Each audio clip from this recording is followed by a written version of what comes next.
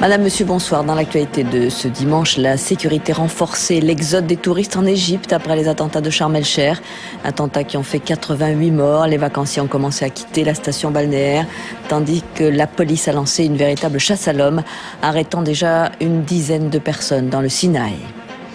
À Londres, les suites de l'enquête après les 2 vagues d'attentats et un début de polémique sur l'erreur commise par la police qui a tiré sur un homme hier dans le métro qui n'avait pas de lien avec le terrorisme.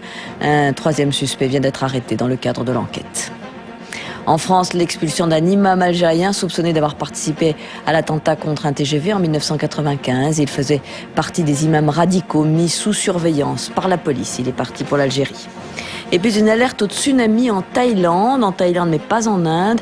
Un puissant séisme de 7 sur l'échelle de Richter a secoué l'archipel indien de Nicobar et a provoqué des mouvements de panique parmi les habitants qui redoutent désormais un raz-de-marée.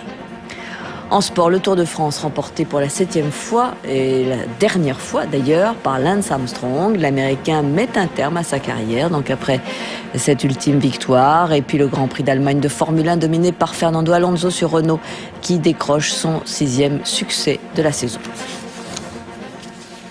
Au lendemain des attentats de Sharm el-Sheikh qui ont fait 88 morts, les touristes qui se trouvaient en Égypte sont profondément choqués. Même si la sécurité a été renforcée, de nombreux vacanciers ont décidé de quitter les rivages de la mer Rouge. Les autres ont achevé leur séjour dans des hôtels transformés en véritables bunkers, comme l'ont constaté nos envoyés spéciaux Mathieu Benoît et Laurent Saubat.